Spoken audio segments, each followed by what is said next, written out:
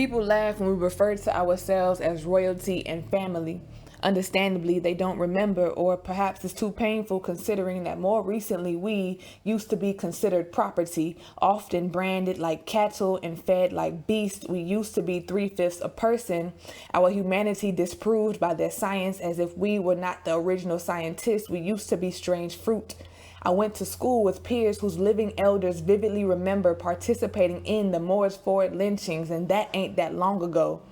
Was taught to believe that the civil rights movement was an era, that working hard and being polite was the only thing left for us to do, that cases ranging from Rodney King's to Troy Anthony Davis's were mutual errors, that the violence of racism was more intangible than physical, social, economic, not chronic, not institutional, not embedded deeply in the curriculum, not apparent in the presence of food deserts and poisonous water, not condemning to black bodies. And in 2012, everything we understood about progress and race relations in the United States was dispelled, and our country reminded us that we are actively being hunted.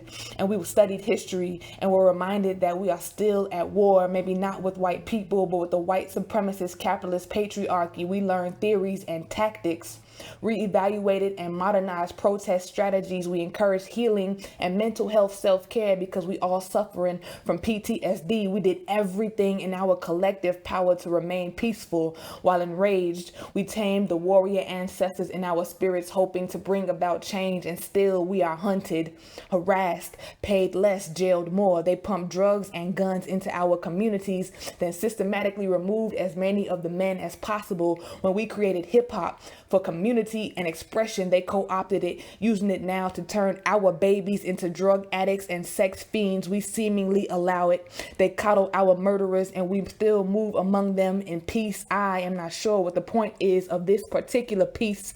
I am confused and conflicted, and that pains me.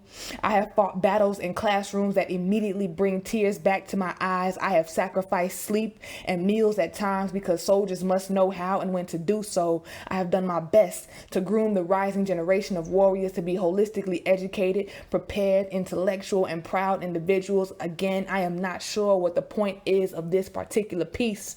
I know that I have screamed in the streets, galvanized crowds with my poetry. I know I have engaged in long and short-term strategy. I have been Dr. King and Malcolm X. I have been Fannie Lou Hamer and Ella Jo Baker. At times, it is empowering. More time, it feels like I am running on a hamster wheel and lying to my children and lying to myself. I didn't just move home for grad school. I fled from a country that has a tendency to feel like hell.